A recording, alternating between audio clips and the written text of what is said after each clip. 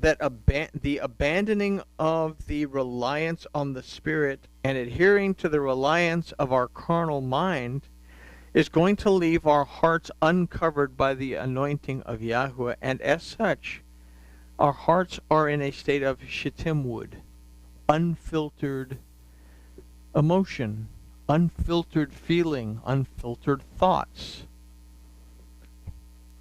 The word for sister in this verse is achoti, and the root of this word is ach, that aside from sibling, also means to resemble.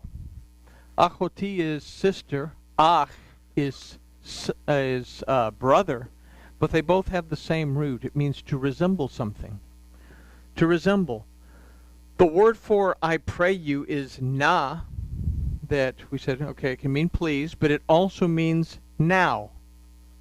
So here we can consider that at this moment we have rejected Isha, meaning wife, our spiritual side that connects us to Elohim by and through our belief, an act of Ish, meaning man as well as husband, and we have allowed a resemblance of spirituality. Let's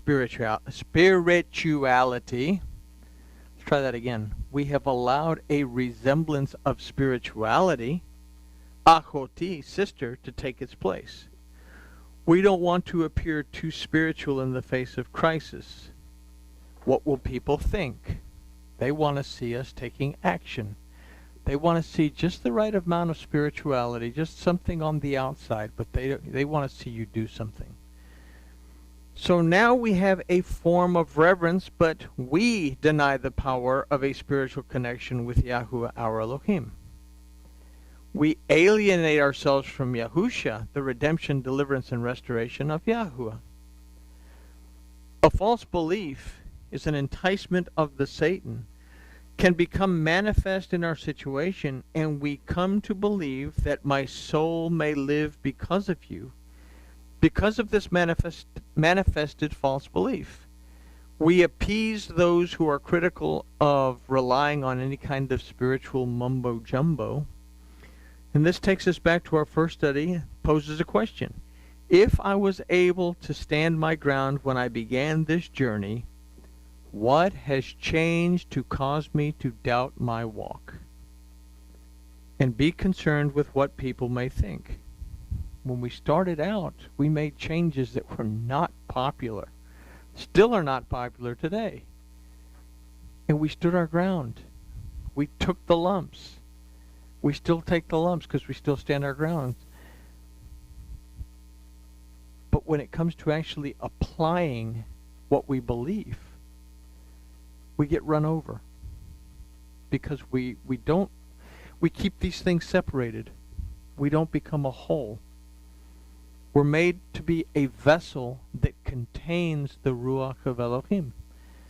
That Ruach HaKodesh, his dedicated spirit, connects to our dedicated spirit if we're dedicated back to him, and then we can proceed and do all things through Mashiach, through his anointing that gives us strength.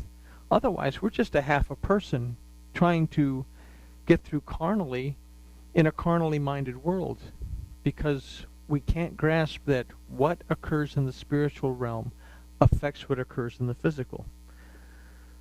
So, our next study will consider how this false belief will also affect the lives and well-beings of others that we encountered. And next week we're going to discuss about the little white lie that is told to Pharaoh. And because of the little white lie, there's a plague that strikes Pharaoh's house. And when we lose focus of our relationship with Elohim, it can affect everyone around us. So what we've considered in this study is the seriousness of our connection with Yahuwah and how we see it if we've allowed complacency to creep in our relationship with Elohim. We have asked very important questions that seriously require our full attention to honestly answer. Do I truly believe in the spiritual realm, and do I believe that Yahuwah Elohim exists? So we're going to continue to take a look at Parsha Lech-Lecha so that we can continue to understand what this decline is But when we reach the end of this study of Lech-Lecha, we're also going to be able to see that only by going back to the beginning, going back to our initial state of being, can we truly begin to make teshuvah, and that involves our calling out on the name of Yahuwah. But we'll see that when we get to these final studies. And with that, we can say that grooviness is achieved,